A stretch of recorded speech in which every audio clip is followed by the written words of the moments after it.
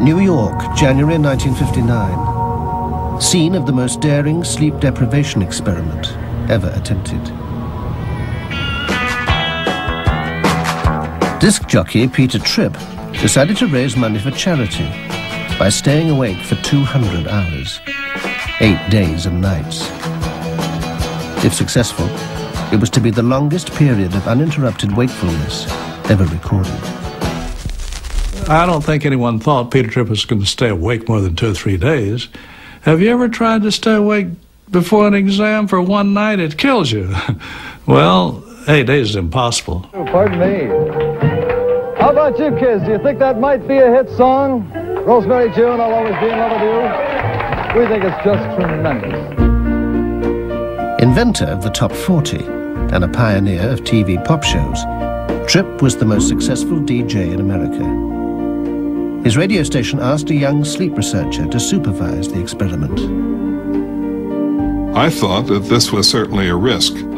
I tried very hard to persuade them not to do it, because I felt certain from my own studies that significant harm could be a consequence. In 1953, Jolly West had been a young psychiatrist working at a U.S. Air Force base in Texas. He treated a group of American pilots who'd been captured by Chinese communists in the Korean War. The Chinese had tortured the prisoners by preventing them from sleeping. I felt that some of the Air Force POWs had not recovered their former personality function after they returned. They told me that they weren't themselves. Aware of the psychological damage suffered by the American airmen, scientists in the late 50s shied away from sleep deprivation experiments. But Peter Tripp was determined to go ahead. Jolly went to New York and talked with Peter Tripp, and he said, "This is a dangerous thing to do. No one's ever done this before, and you may be in trouble. It may end up that you're going to have physical problems or mental problems. Nobody knows what's going to happen. Do you still want to do this?" And Peter Tripp said, "Yeah, he's going to do it." They got back in touch with me again and said, "Mr. Tripp is going ahead with this in any case. Will you be a consultant?" And I thought, well, if he's going to do it, it shouldn't be wasted. This is one of the most listened to shows around the country. And according to all facts and figures, this is the most listened to, the most popular, the most everything record of the year. On January 20th, 1959, Tripp launched his attempt to break the world record for sleeplessness. To maximize publicity for the March of Dimes charity, he broadcast his show from a studio in the middle of Times Square. He was a very cheerful, upbeat guy, and that's what we observed at the very beginning. He called himself Mother's little curly-head boy, and away he went. He would spin his records not 4 hours a day, but 24 hours a day, and he would chatter and answer his phone calls and do the whole disc jockey's shtick.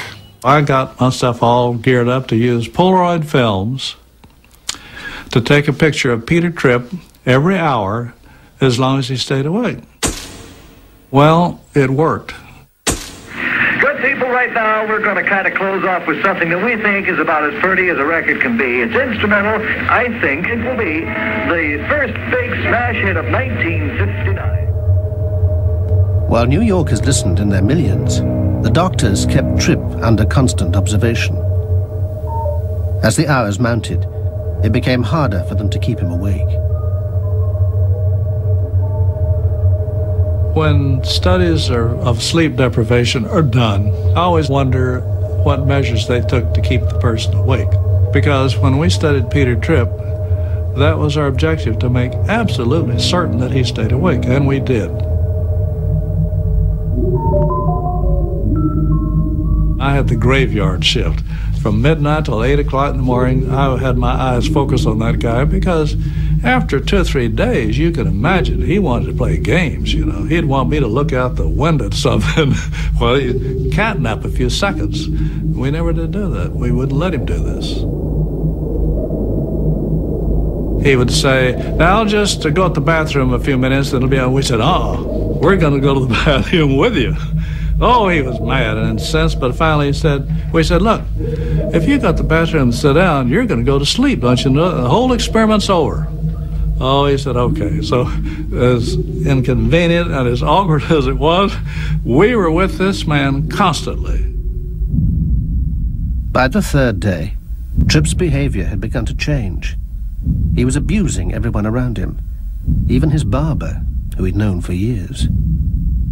Peter began cursing the barber, really being terrible to him and insulting him, and the barber cried. He didn't understand this. He began crying when Peter cursed him, and later he didn't come back. Tripp was given a full medical examination every day. The first physical change, doctors noted, was a dramatic drop in his body temperature.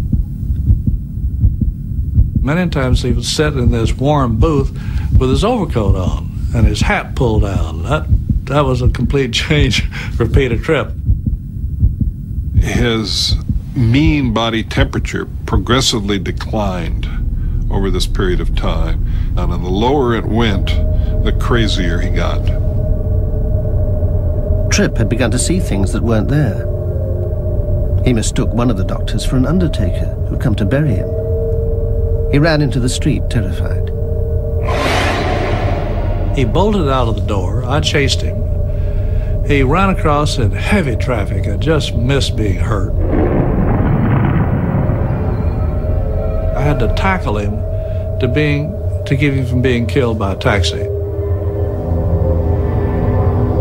By the fifth day, Tripp began to lose his hold on reality. Dr. West was growing concerned. He began to have periods of frank hallucinations where he would be hearing voices.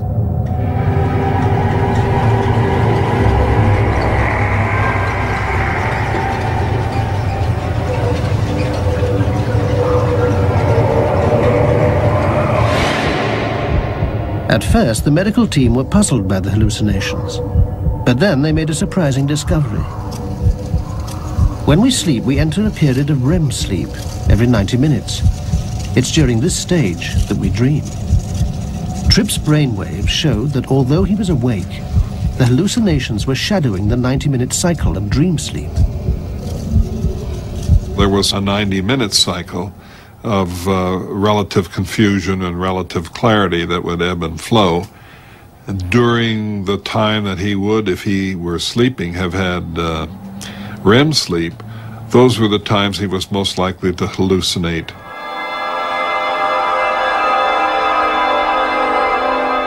It was as though he were having dreams, some of them with even a nightmarish quality, even though he was awake.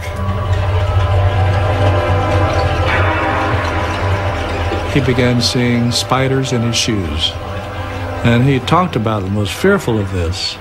He actually could see these spiders in his shoes. He'd take off his shoes and look inside them and say, those are spiders. See those spiders in there?